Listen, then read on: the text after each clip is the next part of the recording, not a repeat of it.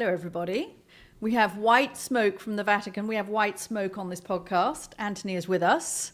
And we wanted to pick your brains, Anthony, as a Catholic American. First of all, congratulations. America's first Catholic Pope. Very exciting. I've already had tons of texts from Catholic friends of mine, and including in Chicago, where apparently they are just going crazy in that city.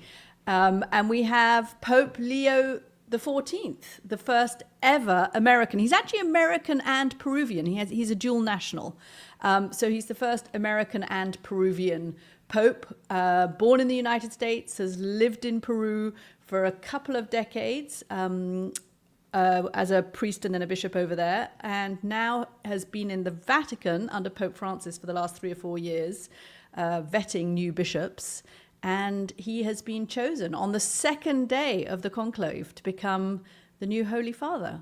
What do you make of the new Pope?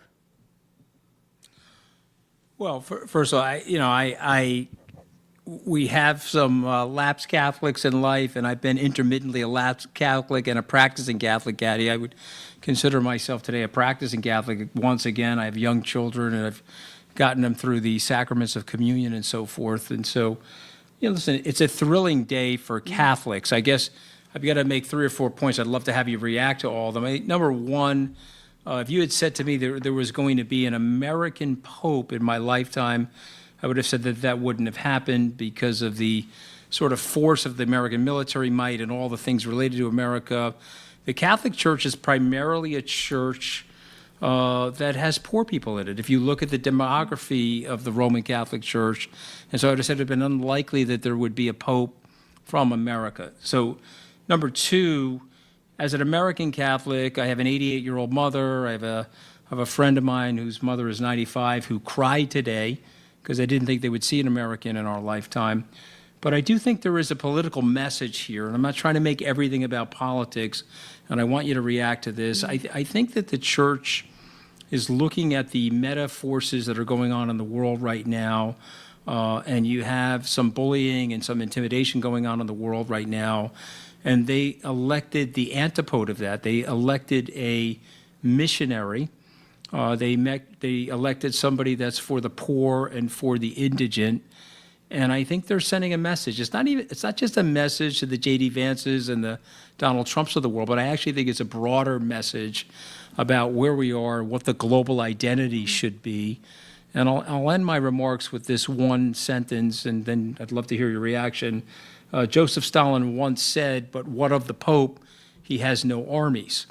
And he wasn't answered until the early 1980s when John Paul II went to Poland, and alongside of Wake Walesa, the messaging was very clear that we were going to puncture through the autocracy and we were going to bring down the Iron Curtain. And it wasn't done with an army, but it was done with a message, and it was done with a very, frankly, very Catholic message. And so one has to wonder, the Church being a political body, the type of messaging it's sending to the world right now. So what are your thoughts on all that, Kat? Look, it is very interesting, and just to kind of fill those in, I'm sure all of you have been following it, but the sort of political conversation about Pope Leo XIV is that he has stood up online, and there is a tweet for everything in this life. He has stood up online against JD Vance when JD Vance, as our colleague Rory Stewart, also got into a fight with JD Vance over the meaning of love in the Catholic Church, effectively, and whether there is a ranking of love. And when JD Vance suggested that there was a ranking of love, that the Catholic Church and the Christian Church calls for people to love those closer to them more than they should love people further away from them than their neighbors, the Pope, who was then Cardinal Prevost, retweeted an essay in which was titled "JD Vance is wrong. Jesus doesn't ask us to rank our love for others." So that is all over Twitter at the moment, and that's why we're talking about this in a political context. I should say that President Trump has put out a very nice congratulations to Pope Leo. He had earlier said that he would love to have an American, but he'd named a different American cardinal, Cardinal Dolan. JD Vance has also in the last few minutes tweeted out his congratulations and his prayers for the Holy Father. But there are people in the MAGA world who are taking, a lot of umbrage at this. Laura Loomer has tweeted out, "This is the new Pope. His name is Robert Prevost. He's the first American Pope. He is anti-Trump, anti-MAGA, pro-open borders, and a total Marxist like Pope Francis. Catholics don't have anything good to look forward to, just another Marxist puppet in the Vatican." The one thing that Cardinal Prevost has tweeted out continuously over the last few years is his support for poor people. You mentioned that there are many poor people in the Catholic Church. And in particular for immigrants and refugees. In 2017, he tweeted out that, we should be defending Syrian refugees. So this is something that he has held dear for a very long time. The situation of migrants and immigrants, the situation of refugees, people fleeing their home, whether it's because of political persecution or because of economic opportunity, it is something that he holds dear. And this has now put him in this position, which is, I think, unusual, right, Anthony, for a brand new pope within a couple of hours of taking the throne of St. Peter, saying that this is a political move. I don't know that the 103 cardinals who sat there in the Sistine Chapel were thinking, as some are suggesting, right, this is a direct rebuke of populism and nationalism and of Donald Trump. I would be surprised if it was that much of a political statement, but the Catholic Church better than I do. That doesn't feel like the Catholic Church to me, and I wouldn't think that this is a pope who wants to drive a wedge between American Catholics and their government. No, I don't think it's any of that, and I think that's a bridge too far. I think this is a Catholic message. This is a healing message, and I was talking to Tony Pastor, one of the founders of Goalhanger, a fellow Catholic who inspired this live stream, about a book called Jesus Wept, Katty. It's Philip Sheenan wrote this book. It's about the 7 popes. The most recent popes, frankly, and the battle for the church. And I would recommend it to people that are interested in these conclaves and interested in the decision-making that goes on to select a pope. John the 23rd reformed the church. So we had this thing called Vatican II. We were giving the Mass in Latin 65 years ago. We now can give it in Latin or the language of the delegation. And so changes and reform have to happen. It's a 2,000-plus-year-old organization, and I think this is just a statement of our times. I don't think it's a political statement as much as it is the church is trying to frame itself for the future, and the church is trying to say that it's a healing organization, and the church represents the poor. I think if you're in the age of intimidation and you're in the age of bullying, and some of the political leaders are in that age, I do think it does represent an antipode to those people, and those people can take it however they want to take it. As it relates to President Trump, some people think it's great that he puts out AI images himself dressed as the Pope. Other people think it's sacrilegious, and I've said this to you privately, I don't think the president would be doing that about the Prophet Muhammad. I just don't think he would be doing that. I think it would be a point of no return for him with members of the Islamic faith. So I do think if you want to make jokes in our society, you want to do things like that, fine, go ahead. But you are the leader of the United States, and some would say, or you at least used to say, you are the leader of the free world. And frankly, there's still a group of people that believe that there's a certain way that you should act when you're the leader of the free world. And so I think this is a counterdote to some of the nonsense that's going on in the world. I don't think it's as political as Laura Loomer is saying, but I do think it's a statement, and I do think that John Paul II, frankly, was a statement at that time, and I think this represents a statement. Leo XIV represents something. Age 69, a missionary, a gentleman that believes in the rights of the poor and human dignity, and a man who would probably not approve of human rights violations, Katty. We're going to take a quick break and talk more about the new Pope. To what extent, Anthony, do you think he is in the mold of Pope Francis? Is he going to... Because I don't think Pope Francis was political in the way that John Paul II was political. John Paul II and the end of the Cold War are intimately linked. And you mentioned Lech Wałęsa, and they are intimately linked together in history. Pope Francis is political. He did express political views, but it was definitely one of compassion for the poor around the world. The fact that Pope Francis, I mean, it was incredibly moving. I hadn't realized he was doing this, was calling a Catholic church, a priest in a Catholic church in Gaza every single night of the war was something extraordinary. I think his humanity in doing that, in reaching out to Catholics in difficult circumstances. But it was I think it was sort of political with a small p. Now, he did get in the crossfires of Donald Trump. He did get in the crossfires of JD Vance to some extent. But do you think that Pope Leo, and I keep wanting to say Pope Francis, but of course now we have Pope Leo is more in the vein of Pope Francis than in the vein of John Paul II? Well, here's what I would say. I think that he was very close to to Pope Francis. I think people have to realize that people thought, okay, the Pope was for reform, and remember in 2013 he said, "Who am I to judge?" Pope Francis said this, and Pope Leo XIV is very close to him. He's also an Augustinian, and so there's Franciscans in the church, there's Jesuits in the church, there's Augustinians. And Augustinians believe in they all do, but to a greater extent, the Augustinians believe in the advocacy of the minority, the people that are left out of a political system, or the people that are in the poor. He chose Leo for a reason. I think it's important for people to understand this. The last Leo basically, and again, the name Leo, not Leo, the astrological sign, but wrote Rerum Novarum. And what was that? It was a foundational text for the organized labor movement. It wasn't a socialist doctrine, but it was about the restraint of capitalism in favor of human dignity. And so it's a pretty overt message.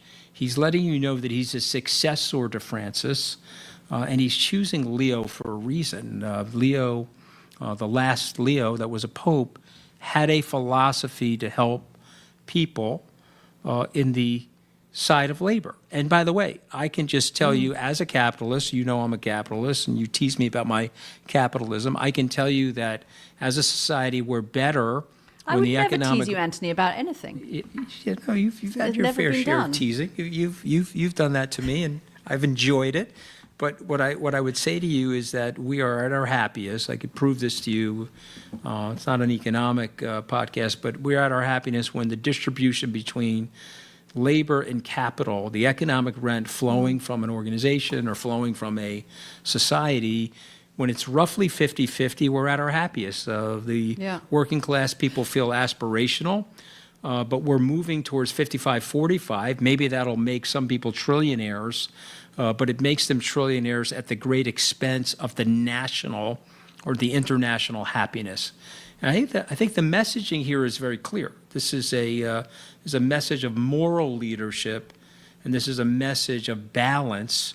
And again, I'm not saying it's an overt political message. There are some people that are suggesting that it is, but it is a message about directionally where the church is going to go, which is a counterdote to nationalistic movements. It's a counterdote to it's about people first, Katty K. It's not about America first or the UK first, or you pick the country first. Actually, it's about putting people first.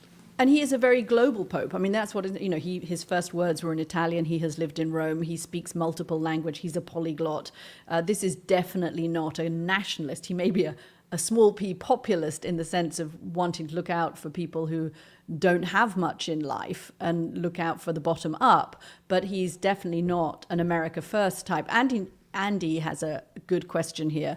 What does it say about US politics that the moral leadership of the new American Pope feels like a direct contrast to the values of the man currently sitting in the White House? And I understand, and I want to be sensitive here to Catholics, including yourself, that we're jumping straight from the new Pope of 2 billion Catholics around the world, the Holy Father, sitting on the throne of St. Peter to politics. And that may seem crass to some people, but I do think it is first of all, it is a reflection of what this man himself has said and where he stands, that he has directly challenged political leadership. He has chosen to do that. This is a man who has chosen in his past to retweet articles that talk directly in contradiction to the current vice president and to political leaders who suggest that we shouldn't be loving migrants. And it's worth a read, by the way. I did just read it before we came on, of the article that he retweeted. And I think it's also, let's not pretend that Donald Trump is seen as kind of an extraordinary American leader around the world. I mean, if we were to poll America's allies at the moment, Donald Trump's not going to get very high ratings. Let's not pretend that he is. And so it is a remarkable moment to have the head of the Catholic Church be the first ever American at the time that you have the head of the political American body, the leader of the White House, not particularly popular around the world. And I think that it would be kind of naive to pretend that contrast wasn't there. We're having the conversation, so let's have it. Is President Trump perceived by many as a bully, even by some of his supporters? Oh, I think that's part of his appeal to many of his. He would say that, right? He has said in the past. He said in interviews. He said in The Art of the Deal that he likes, kicking people who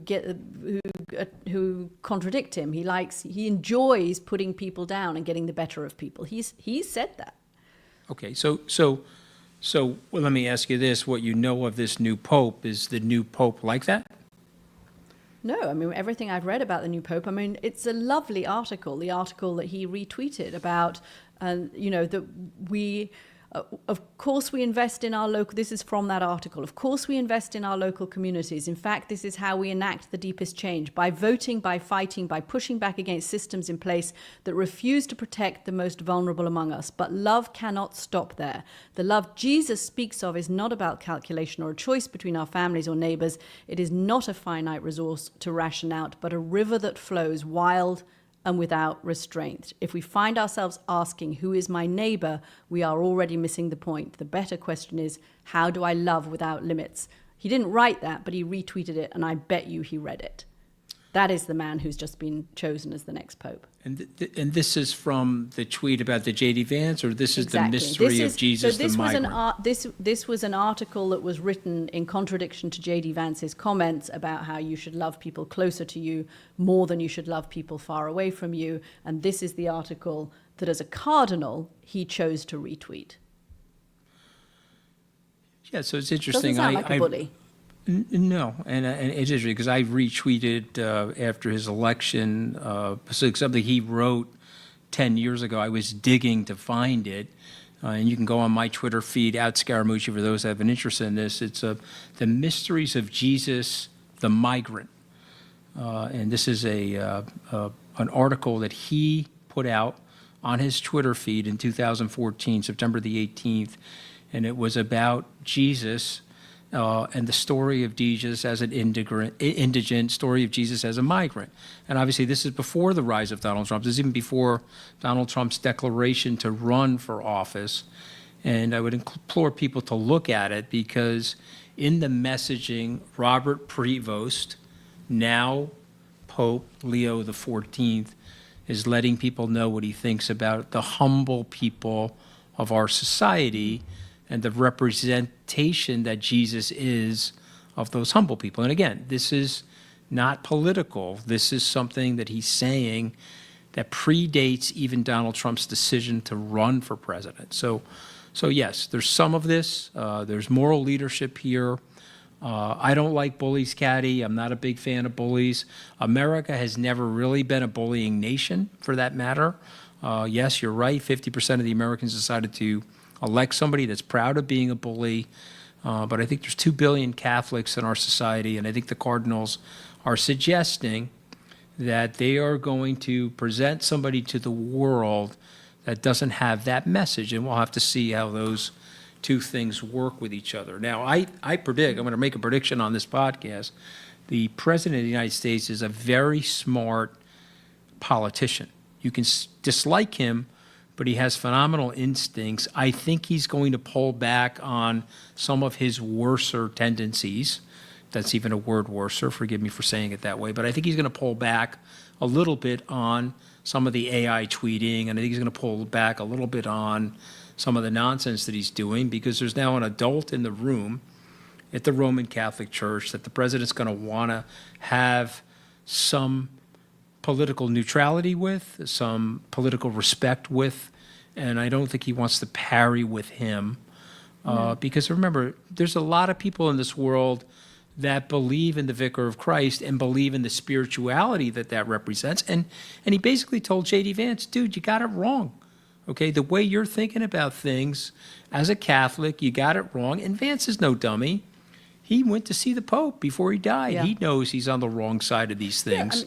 Yeah, and so maybe this will be a wake-up call for these guys in a gentle way.